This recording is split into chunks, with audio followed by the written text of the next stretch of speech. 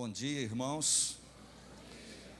Paz e graça a todos e a todas que aqui estão e aqueles que nos assistem também pela internet, né? Amém. Graças a Deus. Muito bom estar com vocês aqui hoje pela manhã. Um privilégio poder cultuar o Senhor junto com toda a igreja, poder exaltá-lo, poder glorificá-lo. Essa peça que foi apresentada hoje fala sobre a provação, a luta de um povo por ter desobedecido ao Senhor. Se vocês prestarem atenção mesmo na peça, ela retrata um povo que se distanciou de Deus e adentraram por caminhos pecaminosos, onde levou o povo a enfraquecer sem a proteção de Deus, e com isso Nabucodonosor, rei de Babilônia, veio e levou cativo aquele povo que estava enfraquecido sem a proteção do Senhor. E é mais ou menos isso que nós vamos falar hoje. Essa equipe de teatro, ela congrega hoje lá na Shalom Sul, onde eu sou pastor também lá, junto com a equipe de pastores, coordenado pelo pastor Uécio. E essa equipe de teatro, eu tenho o privilégio de ser o pastor que estou cobrindo eles espiritualmente. Deus nos trouxe aqui para nos encher completamente. Talvez ainda falte alguma coisa para que você possa se encher mais ainda. Talvez ainda há espaço no seu coração para algumas coisas virem e completar a sua vida nessa manhã. Quantos querem sair daqui cheios da graça e da unção do Senhor Jesus? Amém? Abra sua Bíblia, por gentileza, em Daniel capítulo 1. Nós vamos falar em cima da peça que foi apresentada hoje. Quando a fé é provada, onde está Deus? Quando a sua fé é provada, aonde está Deus? Quando a minha fé é provada, aonde está o Senhor? Às vezes nós pensamos que Deus está indiferente à minha situação e à sua situação. Quando vem a prova, quando vem a luta, quando vem o desafio, nós pensamos que Deus não está conosco, que Deus nos esqueceu. Isso acontece, vez ou outra, nós nos encontramos passando por dificuldades e achamos que o Senhor virou o rosto contra nós. Isso aconteceu uma vez na história, quando Jesus estava pregado na cruz. Poucos minutos antes dele entregar o Espírito, a Bíblia diz que o Senhor ora a Deus e diz assim: Pai, por que me desamparaste? Naquele momento dá a ideia de que Deus havia virado o rosto para não ver tamanho pecado sobre o seu filho Jesus. Havia muito pecado lançado sobre a vida de Jesus naquele momento, porque ele levou sobre si as nossas transgressões. O livro de Isaías, capítulo 53, diz isto, que o Senhor levou sobre si as nossas dores e as nossas transgressões. O livro de Gálatas, no capítulo 3, verso 13, disse que maldito todo aquele que for pendurado no madeiro, e Jesus se fez maldição por nós. Então, naquele momento de agonia, Jesus clama ao Pai: Pai, por que me desamparaste? Dá a ideia de que Deus, numa fração de segundo, Deus virou o rosto para não ver tamanho sofrimento, tamanha dor sobre o seu Filho amado, tamanho pecado de toda a humanidade, do passado e do futuro, estava sobre Jesus naquele momento, e Deus não pôde olhar para Jesus naquele momento. Por isso Jesus disse: Pai, por que me desamparaste? Mas isso não acontece conosco. Por mais pecados que nós temos, quando Deus olha para nós, Deus não vira o rosto. Porque quando Deus olha para nós, existe um filtro chamado Jesus Cristo, que está entre nós e Deus. Quando Deus olha para você e para mim, Ele vê o sacrifício de Jesus na cruz, e nós somos purificados e remidos pelo sangue de Jesus. Por isso Deus olha para você nas suas dificuldades. Você crê nisso? Que Deus olha para você nas suas dores, nas suas lutas, nas suas lágrimas derramadas, muitas vezes na calada da noite, nas madrugadas, você e Deus ali, precisando de um ombro amigo, e você se sente que está abandonado, sozinho, o seu esposo, ou a esposa, ou o filho, ou alguém próximo a você, não te compreende, não te entende, você não pode abrir a sua vida no que diz respeito a essa situação, e aí você se sente só, e fala: Senhor, o Senhor esqueceu de mim, por que que isso está acontecendo? Mas não é verdade. São os nossos sentimentos, as nossas emoções nos levam muitas vezes a sentir que Deus virou o rosto contra nós, mas não é verdade. Essas palavras são palavras malignas, satânicas, que vêm contra nós, e muitas vezes são palavras nossas mesmo, de autocomiseração que nós temos, achando que Deus virou-se contra nós. Mas na verdade Deus está olhando para nós e está vendo Jesus no sacrifício da cruz. Diga para o seu irmão assim: você não está só. Amém? Daniel capítulo 1, verso 1. No ano terceiro do reinado de Joaquim, rei de Judá, veio Nabucodonosor, rei da Babilônia, a Jerusalém e a sitiou. O Senhor lhe entregou nas mãos a Joaquim, rei de Judá, e alguns dos utensílios da casa de Deus. A estes levou-os para a terra de Sinar, para a casa do seu Deus, e o pôs na casa do tesouro do seu Deus. Agora vá comigo para capítulo 3, verso 1. O rei Nabucodonosor fez uma imagem de ouro que tinha 60 côvados de altura e 6 de largura. Levantou-a no campo de Dura, na província da Babilônia.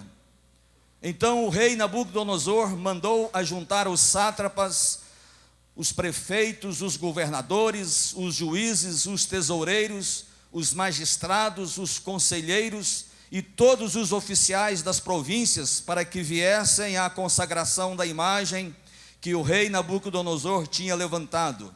Verso 3. Então se ajuntaram os sátrapas, os prefeitos, os governadores, os juízes, os tesoureiros, os magistrados, os conselheiros e todos os oficiais das províncias para a consagração da imagem que o rei Nabucodonosor tinha levantado. Diga assim comigo: para a consagração. Verso 4. Nisto o arauto apregoava em alta voz: ordena-se a vós outros, ó povos, nações e homens de todas as línguas, no momento em que ouvirdes o som da trombeta, do pífaro, da harpa, do saltério, da gaita, de foles e toda sorte de música, vos prostrareis e adorareis a imagem de ouro que o rei Nabucodonosor levantou. Qualquer que não se prostrar e não adorar, será no mesmo instante lançado na fornalha de fogo ardente. Amém. Vamos ficar por enquanto nesses textos. A Bíblia relata que na época do rei Joaquim, esse reino foi enfraquecido pelo pecado dos judeus, não de todo Israel. A nação de Israel, ela foi uma nação única com um rei só, até Salomão.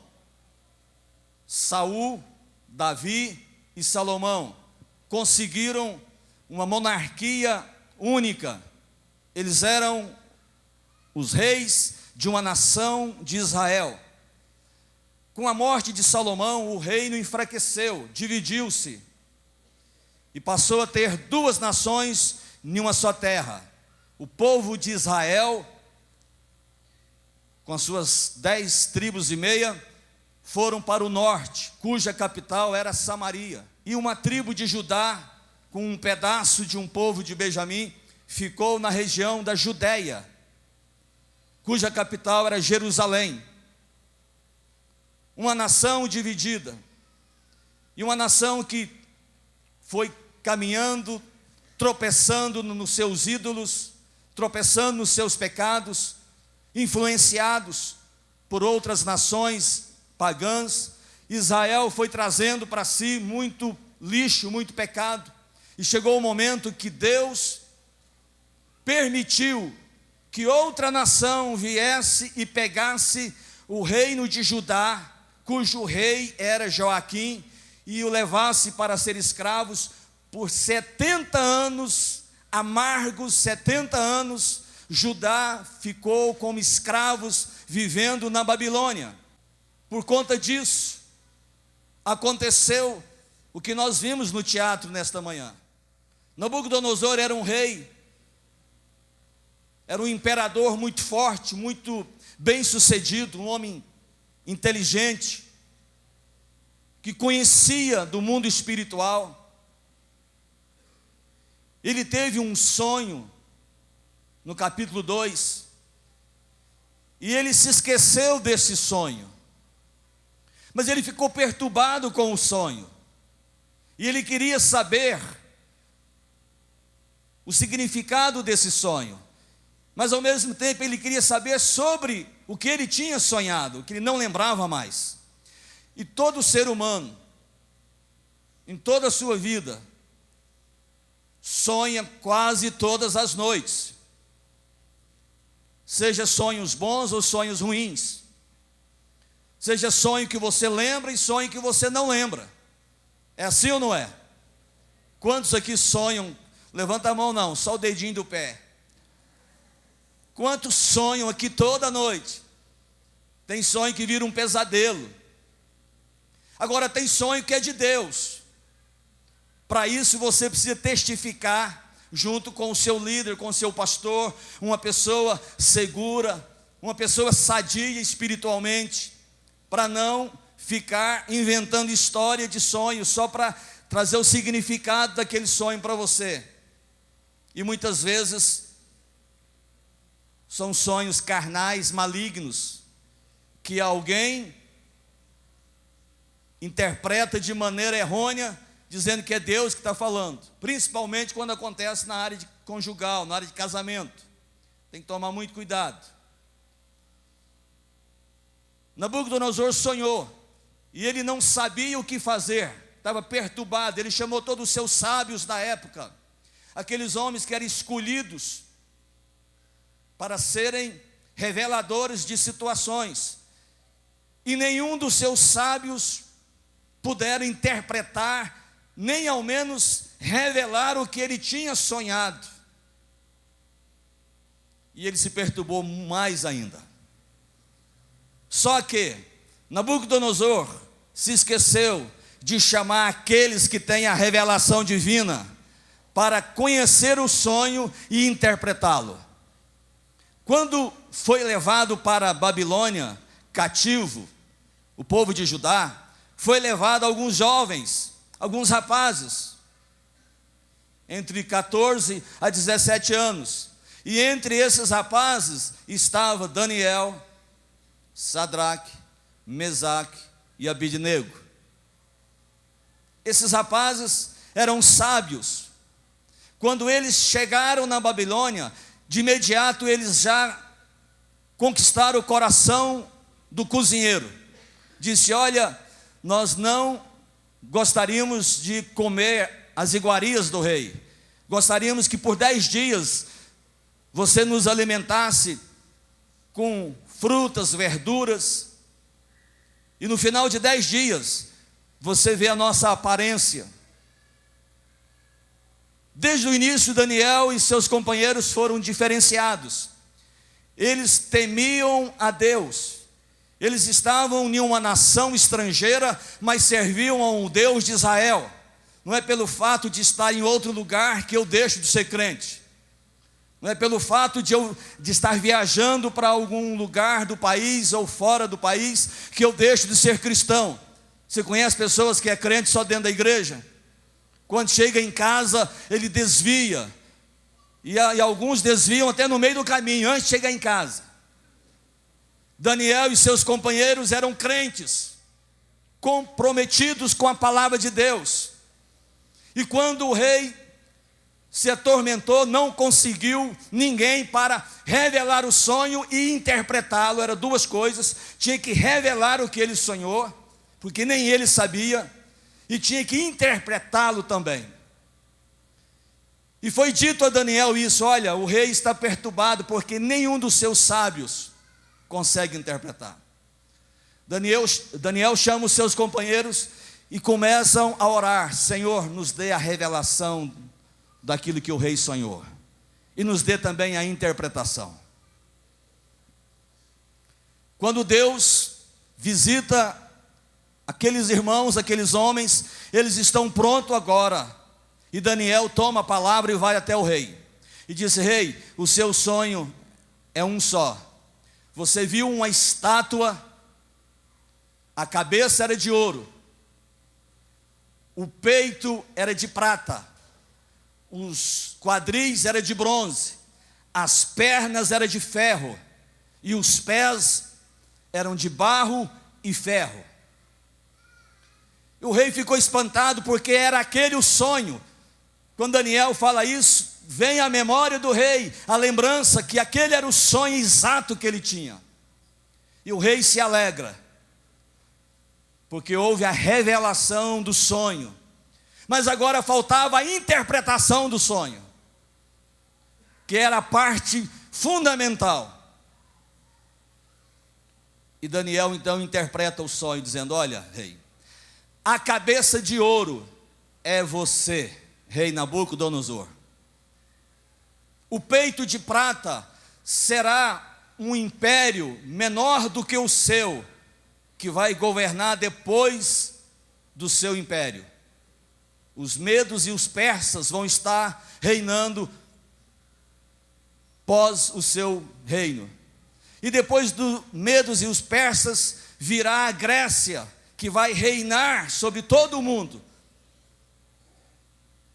E depois da Grécia virá as pernas de ferro e os pés de barro. Esta nação, essa quarta nação que reinaria, a Bíblia não diz quem é, mas nas entrelinhas, nos pormenores da história, nós sabemos que Roma foi o próximo reino após a Grécia.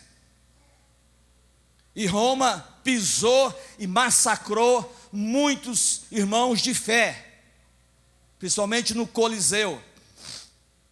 Destruiu muitas pessoas, mas não conseguiu destruir a fé.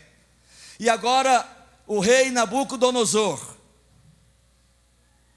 ele percebe que a estátua foi decrescendo, foi diminuindo nos seus metais. Era ouro, depois prata, depois bronze, depois ferro, depois barro. O rei, na sua astúcia, no seu orgulho, ele disse: não, eu não aceito essa proposta escatológica, eu não aceito essa proposta do fim, eu não aceito o meu reino passar. Então, no capítulo 3, ele diz: vou fazer agora uma estátua de 30 metros de altura e 3 de largura. Para você ter uma ideia, Golias tinha aproximadamente 3 metros de altura, 3 metros de altura.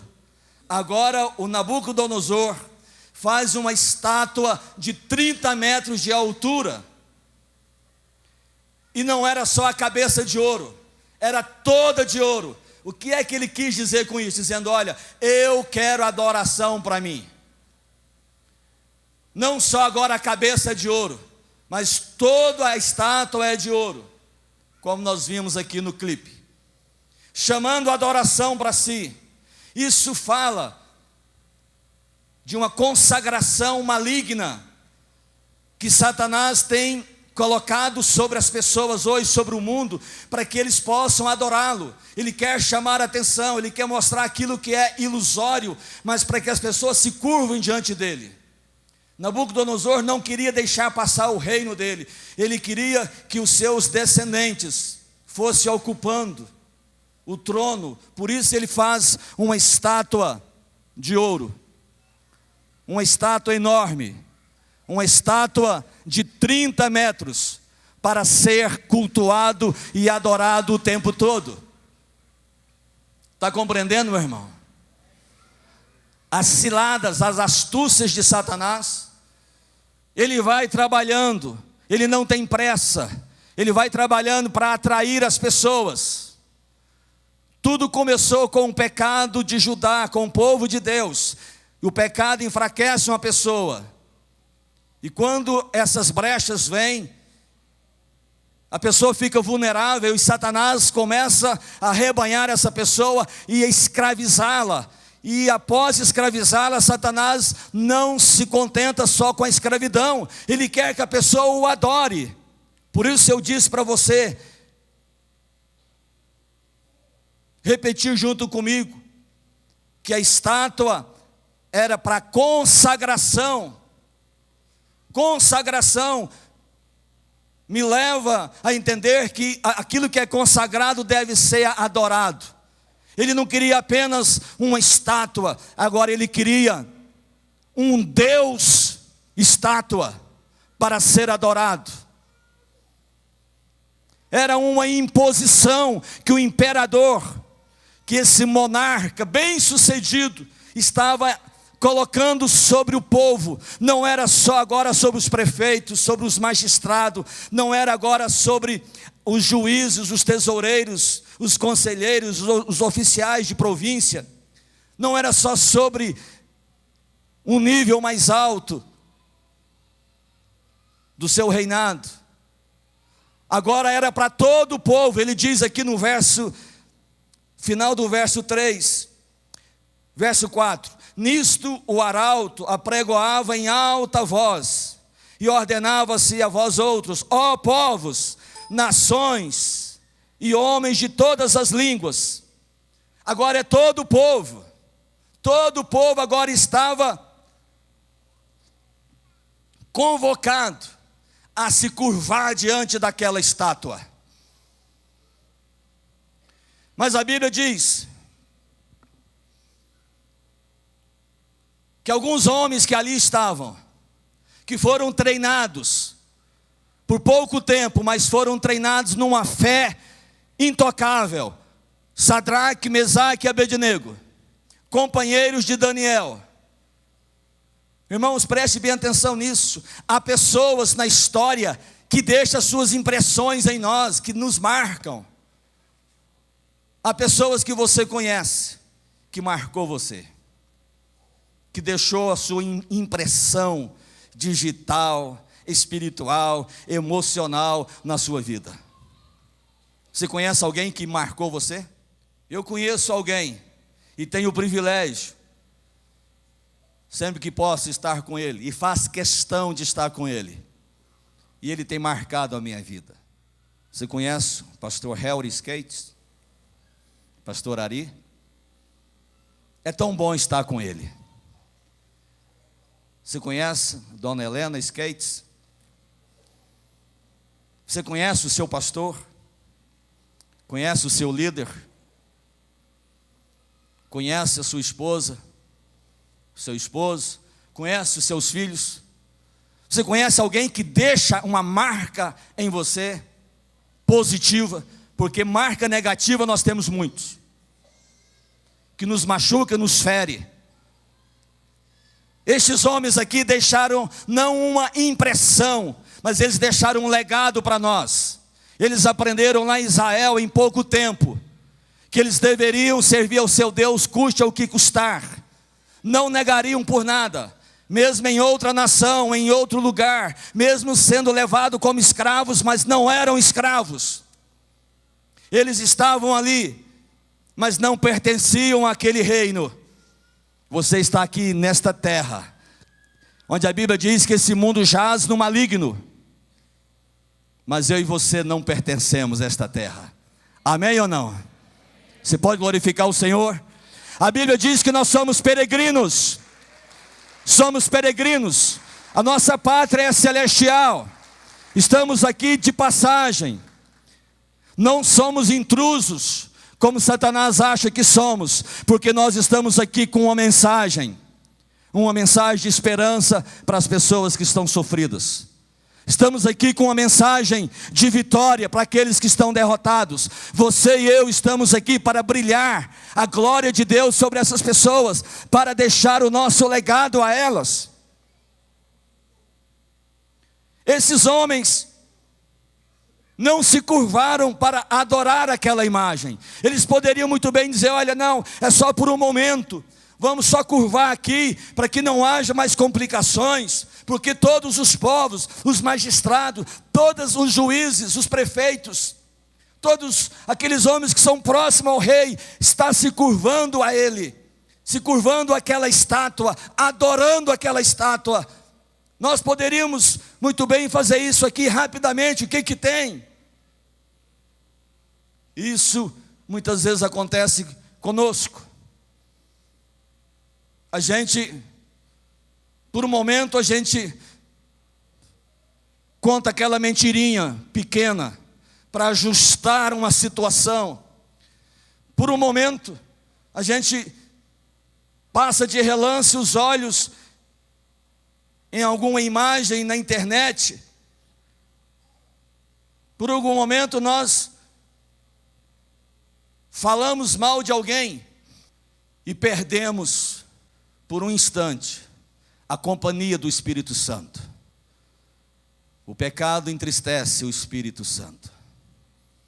O pecado, por menor que seja, ele atinge a santidade de Deus e machuca a nossa vida. Esses rapazes não se curvaram, mesmo em terra estranha, mesmo na cultura babilônica, eles não adoraram aquela imagem. Assim como eu e você não podemos nos curvar diante das situações, eles poderiam ter, por um instante, fração de segundos, se curvar e levantar. Não custa nada fazer isso. É isso que Satanás quer que a gente faça, para ficar preso a ele, para ficar devedor a ele, para carregar um sentimento de culpa. Em alguns momentos da vida, quando você vai ceiar, vem aquele pensamento e te impede de ter a comunhão com toda a igreja na ceia. Porque lá atrás você se curvou diante de uma situação que, por menor que fosse, por mais simples que fosse, mas você se curvou, cedeu àquela situação, e isso tem consequência mais na frente. Vem depois o sentimento de culpa, que impede você de muitas coisas. Algumas pessoas, muitas vezes, nem conseguem orar por outra. Algum líder, muitas vezes, ele comete algum delito, por menor que seja. Ele faz uma negociação, ele negocia a sua fé com Satanás e se curva por um momento, e na hora que ele vai orar por alguém, Satanás diz: mas é você mesmo? E aquilo faz ele retroceder, e ele não tem condição de orar com aquela pessoa, porque ele se sente acusado. É isso que Satanás gosta de fazer. Ele põe o prato de lentilha para saciar nossa fome momentânea, e depois nos faz sentir incapazes para tantas coisas. Mas nesta manhã, irmãos, Deus vai te levantar em autoridade. Você não vai se curvar mais diante de coisas simples ou de coisas grandes. Para aqueles 3 rapazes, olhando numa ótica humana nossa, era simples se curvar rapidamente. dependendo da velocidade que eles se curvavam, se fosse alguns de nós, ou algumas pessoas, iam dizer assim: nem Deus vai ver. É tão rápido que nem Deus vai ver. Mas não é bem assim. Eles não estavam preocupados com a vida deles. Eles tinham um Deus a honrar. Ali não era meramente uma estátua. Ali era uma imagem de um Deus pagão. Ali era até mesmo a imagem do próprio Nabucodonosor, querendo toda a glória e toda a honra para ele. Por isso ele consagrou esta imagem. Ela foi consagrada. Ela não foi apenas feita. No capítulo 2, ele tem um sonho. E no capítulo 3, ele faz uma estátua. Resultado de um pesadelo maligno, não de um sonho. O sonho foi Deus quem deu a ele, para mostrar o fim dos tempos, para mostrar o caminho escatológico, para mostrar as nações. Ninguém dura para sempre. Nação nenhuma dura para sempre. Mas a Bíblia diz que nessa estátua enorme, do capítulo 2, quando ele sonhou, tinha cabeça de ouro, peito de prata, quadril de bronze, pernas de ferro e pés de barro. A Bíblia diz que foi cortada uma pedra sem auxílio de mãos, e bateu nos pés dessa estátua, e a despedaçou. Essa pedra cortada sem auxílio de mãos representa o reino de Jesus Cristo. Esse reino, esta nação jamais passará. Mas todas as outras nações, sejam de ouro, sejam de prata, sejam de bronze, sejam de ferro, seja de barro, de pau, todas essas nações vão passar, mas a palavra do Senhor vai permanecer eternamente. E nós somos parte dessa grande pedra que foi cortada para destruir essa idolatria, destruir o pecado, destruir o orgulho das nações. Agora esse rei ficou totalmente maluco, porque ele agora quis fazer uma estátua em homenagem a ele mesmo ou a um Deus dele, todo de ouro, para representar e dizer o seguinte: a imagem dizia o seguinte: eu sou todo de ouro, agora não é só a cabeça, o meu reino não vai passar para ninguém. É isso que Satanás quer fazer, ele não quer deixar o reino dele passar. Esse mundo jaz no maligno, mas graças a Deus que nós pertencemos a outra pátria, somos peregrinos aqui. Amém? Esses homens não se curvaram, não cederam, e teve uma consequência: aqueles que não se curvar será lançado na fornalha, aquecida 7 vezes mais. A ira de Satanás contra aqueles que não se curvam diante dele é 7 vezes mais. Mas a Bíblia também diz que o diabo pode vir contra nós por um caminho, mas fugirá por quantos? Por 7. Meu irmão e minha irmã, preste bem atenção, que eu quero entrar no corpo dessa palavra para a gente poder encerrar. Esses homens não se curvaram, esses jovens, eles não abraçaram a ideologia, a cultura, os deuses de Babilônia. Estavam ali, mas não eram dali. Nós estamos aqui, mas não somos daqui. Você não pode se envolver com as coisas deste mundo. A Bíblia diz em Timóteo que o bom soldado não se envolve com as coisas dessa terra, porque o seu foco são as mansões celestiais. Jesus disse em João 14, verso 1: eu vou para o Pai preparar-vos lugar, e quando eu for e vos preparar, vos trarei para mim mesmo, para que onde eu esteja, estejais vós também. Você crê que tem mansões? Oh, meu irmão, o céu é lugar de delícias. No céu não haverá lágrimas, não haverá choro, não haverá doença. A nova Jerusalém está sendo preparada para um povo que está sendo preparado para encontrar com ela. Então não se curve diante das situações. Esses rapazes não se curvaram diante daquela religião maligna, daquele Deus maligno de 30 metros de altura. Mas tinha uma consequência. Eu e você, quando não nos curvamos diante dos problemas, vêm as consequências. E algumas lições que eu aprendo aqui. Porque a fornalha vem. Por que você está passando pela prova, pelo fogo? Por que você é lançado na fornalha? Cada um tem a sua fornalha, tem a sua dificuldade. Cada um passa por momentos difíceis. Talvez para o outro que está do lado é uma coisa tão simples, mas para você não. É assim ou não é? Diz que pimenta no olho do outro é o quê? Pimenta no olho do outro é refresco. Não julgue o problema do seu irmão. Esse dia eu encontrei uma pessoa que estava com uma situação difícil. E eu sabia que palavras nenhuma ia confortá-la. E eu só disse para ela: eu estou aqui com você. Foi a melhor coisa que ela ouviu naqueles dias. É tão bom você saber que tem alguém do seu lado, sem te culpar, sem te condenar, sem exigir de você, porque tem hora que você não consegue fazer nada a não ser ficar quieto. E vem pessoas exigindo: levanta, caminha, faz isso.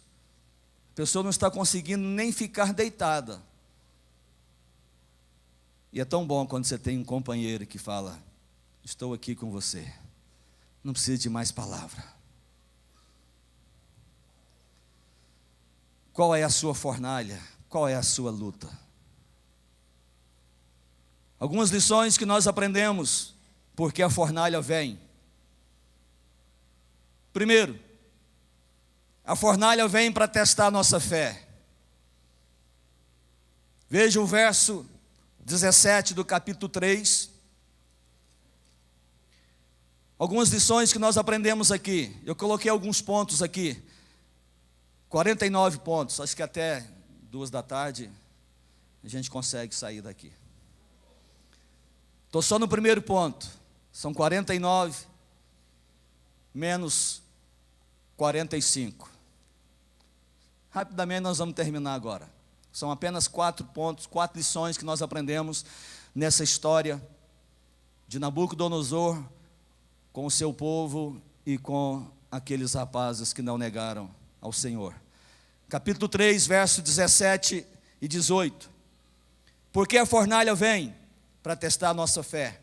Diz aqui: se o nosso Deus a quem servimos quer livrar-nos, Ele nos livrará da fornalha de fogo ardente e das mãos, ó rei. Se não, fica sabendo, ó rei, que não serviremos aos teus deuses, nem adoraremos a imagem de ouro que levantaste. É uma posição firme, é uma fé sem variação de medo, é uma fé que não tem dúvida. Eles disseram: olha, rei, se o nosso Deus a quem nós servimos quiser nos livrar, Ele vai nos livrar. Mas se Ele não quiser nos livrar, fica sabendo, rei, que nós não vamos curvar.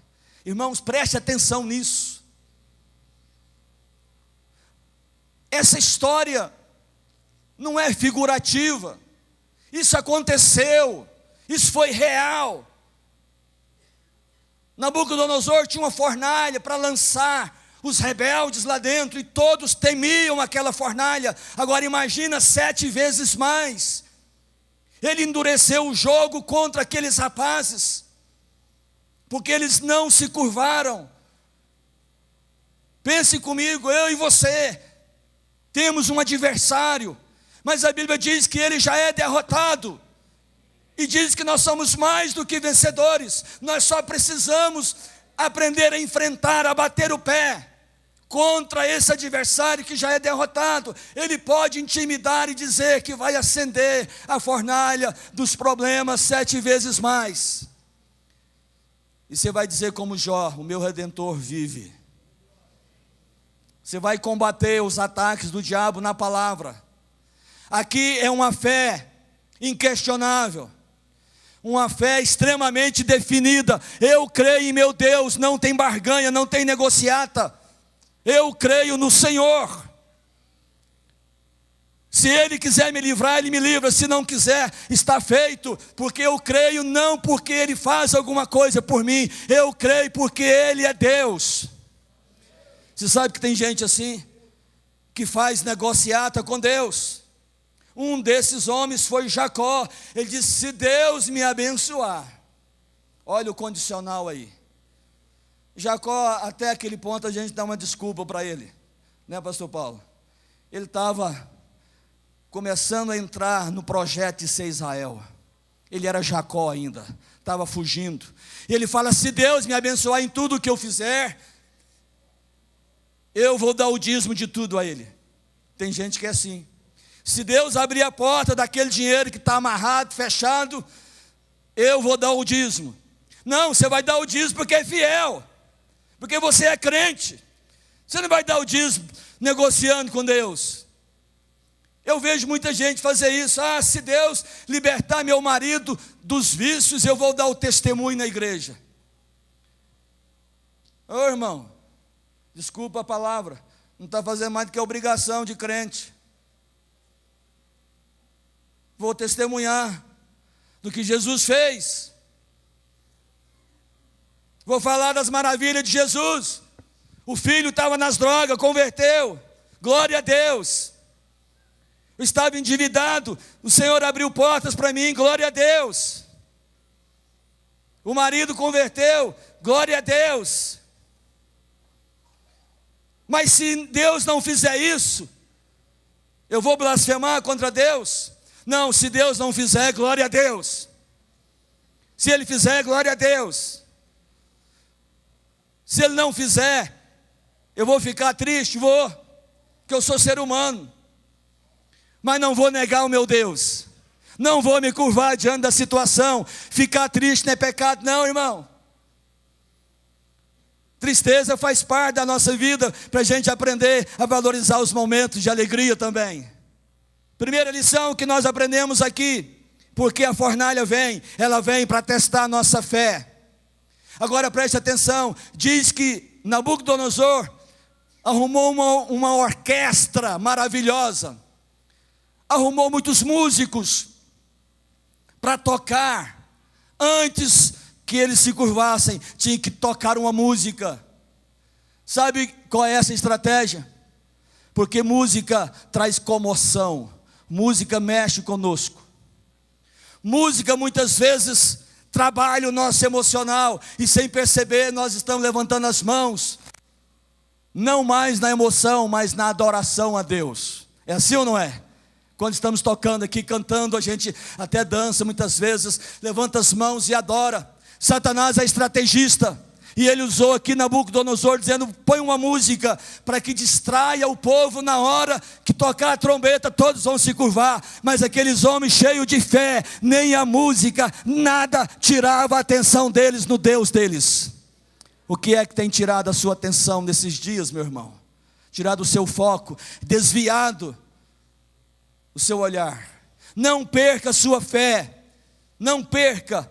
Segunda lição que eu aprendo aqui, verso 25, do mesmo capítulo 3. Tornou-lhe ele e disse: eu, porém, vejo 4 homens soltos que andam passeando dentro do fogo, sem nenhum dano, e o aspecto do quarto é semelhante ao filho dos deuses. Oh, meu irmão, preste atenção, eles não se curvaram, foram lançados na fornalha, e todo mundo naquela expectativa de ver só os tição, só o toquinho lá. O corpo humano, ele é inflamável, ele diminui quando queima. Todos ali estavam na expectativa de ver a destruição daqueles 3 rebeldes. Será que tem gente na expectativa, querendo ver a sua destruição? Tem alguns rindo aí, fazendo assim, ó. Você conhece alguém que quer ver a sua destruição? Não porque você roubou, não porque você falou mal, não porque você fez algo, um delito, porque isso não é da estirpe do crente. Mas quer ver você mal porque você é fiel. Sabe o que incomoda o inimigo? Não é o seu pecado. O que incomoda Satanás é a nossa santidade. O que incomoda o diabo é nossas virtudes, o que nós somos de bom. Isso incomoda o inimigo. Talvez você está incomodando alguém porque você é bom, porque você é diferente. Segunda coisa que eu aprendo aqui nessa história é que quando eu sou lançado na fornalha, eu tenho uma experiência mais íntima com Deus. A maioria de nós só temos maior intimidade com Deus quando estamos passando por lutas, sim ou não? Irmão, quando estamos passando no arroxo, na dificuldade, que a coisa está uma desgraceira só, dá uma nhaca lascada, a gente corre para os pés do Senhor, fala: Senhor, essa fornalha está queimando, está ardendo.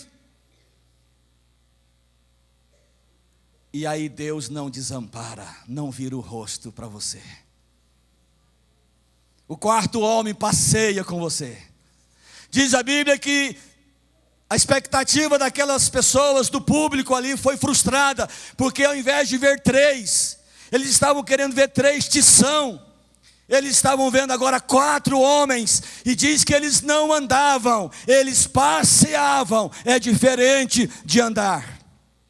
Sabe o que eles fizeram da fornalha? Eles fizeram um jardim de passeio. Você vai fazer da sua fornalha uma praça para passear, porque o quarto homem está com você. O quarto homem vai estar com você. Esse quarto homem, a Bíblia diz que é um anjo, mas eu creio que é uma teofonia. É onde Deus vem e se revela ao homem através de um anjo. Deus estava ali. A teofonia de Jesus é isso, é Ele descer e habitar entre nós. Jesus estava ali agora, passeando com eles naquela fornalha. Segunda lição que eu aprendo aqui: a fornalha vem para que eu esteja mais perto de Deus, para experimentar os milagres de Deus. Você conhece a história de Lázaro? Lázaro estava doente e ele morreu, e Jesus chega lá, ele já estava morto. Jesus faz tudo correto. Se ele fosse e curasse Lázaro, o milagre era menor. Ele esperou Lázaro morrer para que o milagre fosse maior. Deus esperou esses homens entrarem na fornalha para livrá-los na fornalha e não da fornalha. Às vezes você e eu queremos ser livres, queremos ser poupados de algum problema, e Deus às vezes permite acontecer uma situação para que o milagre seja maior, para que o seu testemunho seja mais exaltado e glorificado. Você concorda com isso? Eu não estou dizendo que você tem que entrar na fornalha por conta própria, para que o milagre seja maior, nada disso. Mas às vezes vem a permissão de Deus que aconteça uma situação adversa, tão grande, que as pessoas estão esperando o seu fim, fala: agora não tem mais jeito. Mas de repente Deus intervém e fala: vou livrá-lo no problema. Terceira coisa, verso 28 e 29. Terceira coisa que nós aprendemos aqui: porque nós estamos na fornalha. Falou Nabucodonosor e disse: bendito Deus de Sadraque, Mesaque e Abednego, que enviou o seu anjo e livrou os seus servos. Diga assim comigo: que confiaram nele. Tem que confiar, irmão. Para ser livre tem que confiar. Não é ser religioso, não. Não é cumprir rituais religiosos, cumprir obrigações religiosas de vir na igreja. É confiar em toda e qualquer circunstância. Talvez muitos de nós aqui, se viéssemos aqui em cima dar um testemunho, ia impressionar muita gente, com sua confiança em Deus, pelo que você já passou e você está de pé. Muitos aqui já saíram da fornalha, muitos aqui já são instrumento de honra e de glória para Deus. Muitos aqui são testemunhos vivos de que Deus está conosco na fornalha. Aqueles que confiaram nele, pois não quiseram cumprir a palavra do rei, preferindo entregar o seu corpo a servirem e adorarem a qualquer outro Deus, senão o Deus de Israel. Portanto, faço um decreto, pelo qual todo o povo, nação, língua, que disser blasfêmias contra Deus, de Sadraque, Mesaque e Abednego, seja apedrejado, e as suas casas sejam feitas em monturo, porque não há outro Deus que possa livrar como este. Amém? Vocês viram o missionário aqui, porque eu chamo esses irmãos do teatro de missionários. São missionários da palavra, não são artistas, não são encenadores, são missionários. Você viu um missionário aqui fazendo o papel de Nabucodonosor, lendo um decreto dizendo: a partir de hoje todo o povo deverá adorar o Deus desses rapazes. Que bom, irmãos, você sair daqui e alguém começar a ser influenciado por você, porque você não se curva diante das situações, não se curva diante dos problemas, mesmo em meio a ameaças de fornalha, você não vai se curvar, e por isso você será exemplo para muitas pessoas, principalmente da sua família. Isso é fé inegociável, isso é estar perto de Deus. E a terceira coisa, porque eu entro na fornalha, é para que o meu testemunho revele a grandeza do Deus em que eu sirvo. Amém? Quer revelar a grandeza de Deus? Seja um bom soldado. E por último, eu quero encerrar, gostaria que você ficasse em pé agora.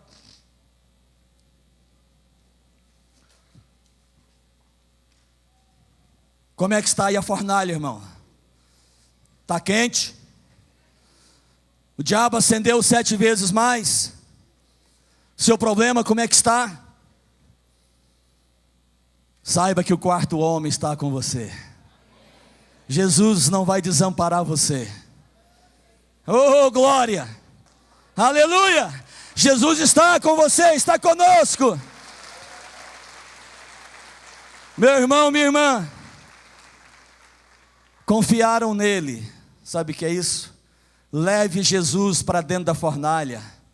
Leve Jesus para a sua crise. Não passe crise sozinhos. Leve Jesus para dentro da sua crise, da sua dificuldade. Coloque Jesus, insere Ele nessa situação que você vai ver a diferença. É para isso que Jesus morreu. E foi por isso que Jesus morreu. Para entrar conosco nas fornalhas. Porque quando Ele estava na fornalha dele na cruz, Ele estava só. Pai, por que me desamparaste?